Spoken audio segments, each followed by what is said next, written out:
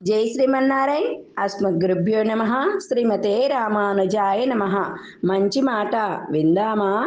ఒక ఆయన దేవుడు ఎక్కడున్నాడు దేవుడు ఎక్కడున్నాడని అంతటా ఎదుగుతూ అందరినీ అడుగుతూ ముందుకు సాగి నేను దేవుడితో మాట్లాడాలి, దేవుడు నాకేం చెప్తాడో చూద్దామని చెప్పి వెళ్తూ ఉన్నాడు. ఎవరికి వాళ్ళు దేవుడు ఎక్కడున్నాడు ఎక్కడున్నాడు అంటే గుళ్ళో ఉన్నారు అంటాడు. గుళ్ళో ఉన్న దేవుడు కాదు, నాకు మాట్లాడే దేవుడు కావాలి అని చెప్పాడు.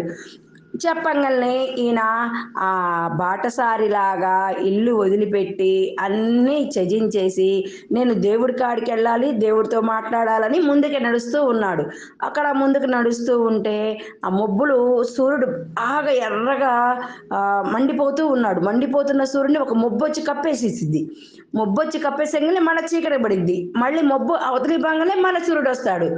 ఏంటి ఇంత పెద్ద సూర్యుడిని ఒక మొబ్బు కప్పేసిందా అనుకొని ముందుకెళ్తాడు బాటసారి. అలా ముందుకెళ్ళిన బాటసారికి ఒక ముసలావిడ అన్నం వండుతూ ఉంది. ఆ బొగ్గుల కోసం అని చెప్పి కర్రలు బయటికి తీసేసి బూడిదైపోయి ఉంటుంది కదా బొగ్గుల మీద, ఆ బూడిదంతా రాలిపేస్తూ ఉంటుంది. మళ్ళా బొగ్గులు ఎర్రగా కనబడతాయి. మళ్ళా కొంతసేపటికి మళ్ళా బూడిదలాగా అయిపోతుంది బొగ్గుల పైన. మళ్ళా ఆమె రాలిపోయేటప్పటికి బొగ్గులు ఎర్రగా అవుతుంది. అమ్మో ఇంత పెద్ద బూడిద, ఇంత మరింత వచ్చింది, ఇంత ఎర్రగా ఉన్న బొగ్గులు కూడా ఆ నిప్పు కాంట్రాకుండా బూడిద కప్పేస్తుంది అనుకొని ముందుకెళ్తూ ఉంటాడు. ఇంకా ముందుకెళ్ళంగానే ఒక చెరువులోకి పాచి బాగా ఉందని చెప్పి ఆ పాచి అంతా తీసి బయటపడేస్తూ ఉంటారు అక్కడ గ్రామస్తులందరూ. దేనికయ్యా నీళ్లలో ఉన్నదేగా తీసి బయటపడేస్తున్నారు దేనికి అని అడుగుతాడు ఈ బాటసారి. అడిగితే ఎంత నీళ్లలో ఉన్నదైనా కూడా ఆ పాచి ఉంటే నీళ్లు వాసన వస్తాయి, వాడుకోవడానికి పనికిరాదు, ఆ వ్యర్థాన్ని తీసి బయట పడేస్తే గానీ ఆ నీళ్లు వాడుకోవడానికి ఉపయోగపడతాయి అని చెప్తారు ఆ బాటసారికి ఆ ఊరి ప్రజలందరూ. అలా చెప్పగానే ఇంకా కొంచెం ముందుకెళ్తాడు. ముందుకెళ్ళగా మునీశ్వరుడు కనపడతాడు.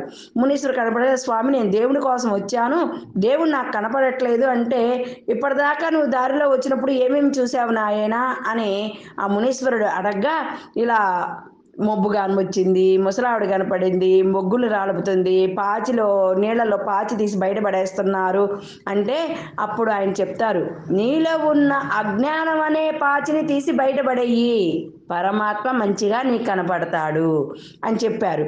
అలానే బొగ్గులు కనపడి బూడిదంతా కప్పేసింది కదా, అప్పుడు నీలో ఉన్న కామ క్రోధ లోభ మదమాత్సర్యాలనే గుణాలన్నిటినీ కూడా బయటపడేస్తే ఎర్రగా ఉన్న పుష్పం ఎలా వికసిస్తుందో నీలో ఉన్న మనసులో ఉన్న పరమాత్మ నీకు వికసిస్తారు అని చెప్పారు.